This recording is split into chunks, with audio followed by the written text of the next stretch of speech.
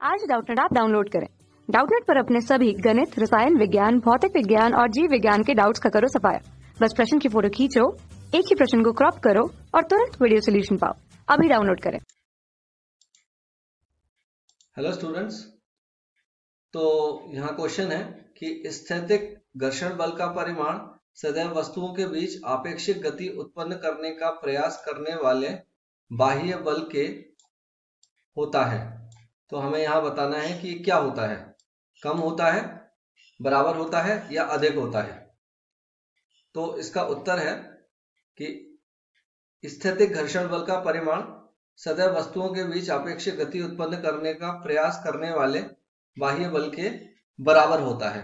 ये जो घर्षण बल है ये इस बाह्य बल के बराबर होता है। बराबर होता है या समान होता है, तो हम यहां लिख लेते हैं ये बराबर होता है। तो चलिए देखते हैं कैसे बराबर होता है। तो इसे समझने के लिए हम कोई वस्तु लेते हैं जो पृथ्वी की सतह पर रखी हुई है। तो हम एक गुटका ले लेते हैं। ये देखिए, ये एक गुटका है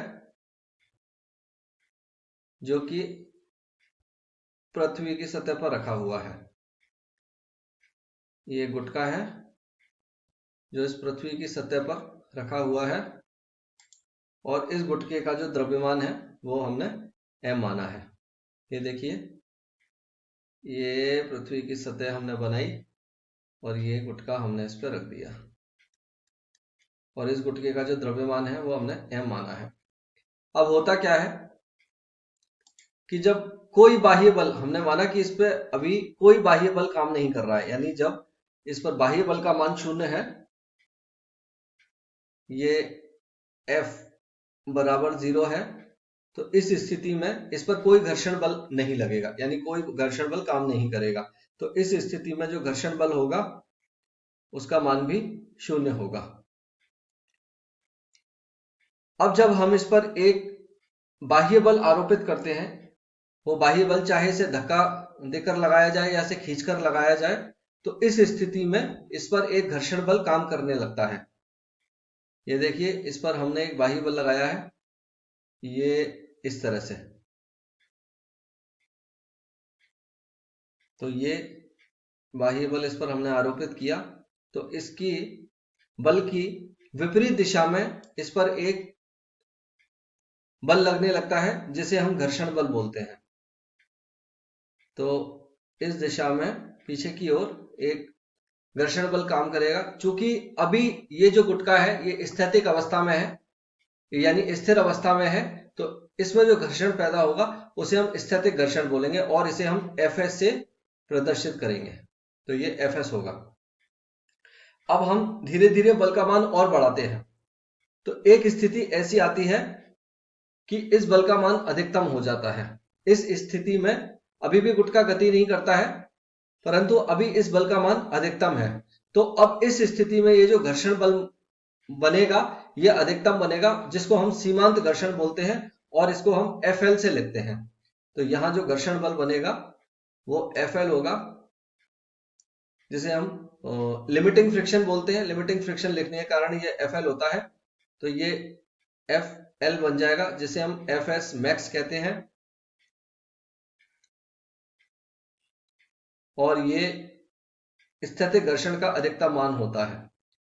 और ये जो अधिकतम मान है ये आरोपित बल के बराबर होता है। तो इस तरह से हम देखते हैं कि ये जो स्थैतिक घर्षण बल का परिमाण है ये आरोपित बल के बराबर होता है। तो यहां से Fs मैक्स Fs मैक्स बराबर F। तो एक कॉन्सेप्ट और मैं आपको बताना चाहूंगा कि इस स्थैतिक घर्षण बल का स्वभाव ऐसा होता है कि ये अपने आप अपने मान को समायोजित कर लेता है। कैसे करता है इसको देखते हैं। हमने माना कि ये आरोपित बल का मान 5 न्यूटन है, ये 5 न्यूटन है। और इस वस्तु के भार के कारण जो घर्षण बल लगा है वो 7 न्यूटन है। तो स्वतः समायोजित कर लेने के कारण ये स्थैतिक घर्षण अपने मान को 5 न्यूटन पे कम कर लेगा, 5 न्यूटन तक कम कर लेगा और ये सेल्फ एडजस्ट कर लेगा। तो इस तरह से ये जो स्थैतिक घर्षण है या सीमांत घर्षण है, ये अपने आप आरोपित बल के मान के बराबर हो गया। तो भी हमारा कॉन्सेप्ट बिल्कुल सही है। तो इस तरह से स्थैतिक घर्षण बल का परिमाण आरोपित बाह्य बल के बराबर होता है। यही हमारा उत्तर है। कक्षा 6 से 12वीं से लेकर नीट, IIT, JEE वो एडवांस के लेवल तक 1 करोड़ से ज्यादा छात्रों का भरोसा। आज ही डाउनलोड करें डाउटनेट ऐप या व्हाट्सएप करें अपने सारे डाउट्स 8400 400 400 पर।